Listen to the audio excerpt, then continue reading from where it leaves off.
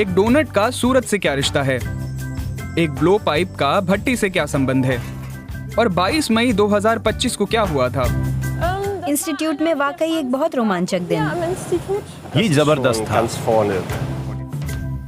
लेकिन शुरुआत करते हैं हमेशा जलते रहने वाले तारे सूरज से, और एक सवाल से कि क्या सूरज की फ्यूजन प्रक्रिया को धरती पर दोहराकर ऊर्जा पैदा की जा सकती है।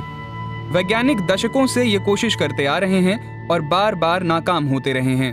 अभी तक हमारे पास कमर्शियल फ्यूजन रिएक्टर नहीं है, लेकिन इनके लिए रिसर्च सेंटर अब मौजूद हैं। पूर्वोत्तर जर्मनी में वेंडलस्टाइन 7X ये खास तौर पर एक स्टेलरेटर विकसित करने के लिए बनाया गया था, एक ऐसी विशाल मशीन जिसका नाम लैटिन भाषा में तारे के लिए प्रयोग होने वाले शब्द पर रखा गया है। मई 2025 में इस मशीन ने फ्यूजन रिसर्च में वर्ल्ड रिकॉर्ड बनाया। हमने देखा सब ठीक ठाक चल रहा है। ऐसा था कि ये काम कर रहा है, वो काम कर रहा है, तो चलो ये भी करके देखते हैं। हम लगातार सुधार कर रहे थे, इसलिए जैसे जैसे आखिरी मंजिल के करीब पहुंचे, चीजें और ज्यादा रोमांचक होती गईं। इस मशीन का नाम W7X है। यहाँ लगभग 450 लोग काम करते हैं, जिनमें प्लाज्मा भौतिक विज्ञानी, इंजीनियर और टेक्नीशियन शामिल हैं। W7X में हम ज्यादातर हाइड्रोजन प्लाज्मा बनाते हैं। हम हाइड्रोजन गैस अंदर भेजते हैं, जिसे हीटर आयनीकृत कर देता है और गैस बदलकर प्लाज्मा बन जाती है। ये कुछ यूं काम करता है। मशीन के अंदर एक वैक्यूम चैम्बर है जो मरोड़े हुए डोनट जैसा है।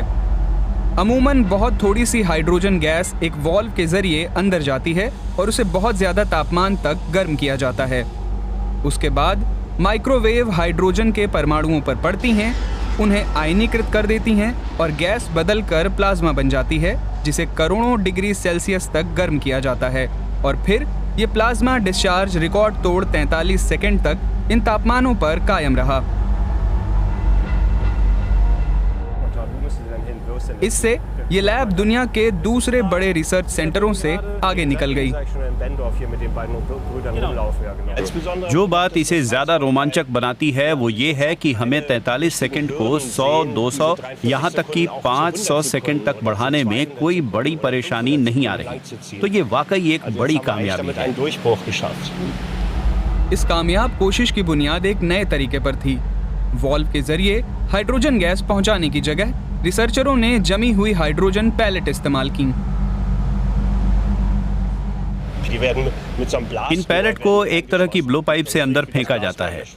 यहाँ इन पैलेट्स को दबाव वाली गैस धक्का देकर आगे बढ़ाती है। ये घुलती हैं, पिघलती हैं और बहुत तेजी से भाप बनकर प्लाज्मा में बदल जाती हैं। इस तरह प्लाज्मा की सप्लाई लगातार बनी रहती है, बिल्कुल किसी भट्टी में कोयला झोंकने की तरह। इस भट्टी के ताप को चुंबकों की जटिल व्यवस्था से बने चुंबकीय क्षेत्रों की मदद से सीमित रखा जाता है। ये प्लाज्मा को चैम्बर की दीवारों से टकराने नहीं देते, क्योंकि छूने पर तापमान तुरंत गिर जाएगा। W7X के चुंबकों को डिजाइन करने के लिए सुपर कंप्यूटरों और वर्षों लंबी प्लानिंग की जरूरत पड़ी। अब सवाल ये है कि पहला फ्यूजन रिएक्टर आखिर कब तक चालू हो पाएगा।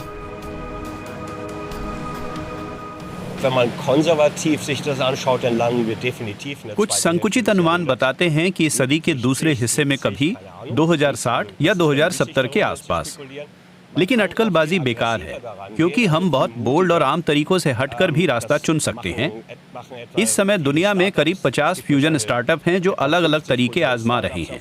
वे 2030 के दशक तक सफल होने का लक्ष्य रख रहे हैं, जो दूर नहीं है। लेकिन चाहे 2030 या 2070 का दशक, कोई भी आज पक्के तौर पर कुछ नहीं कह सकता।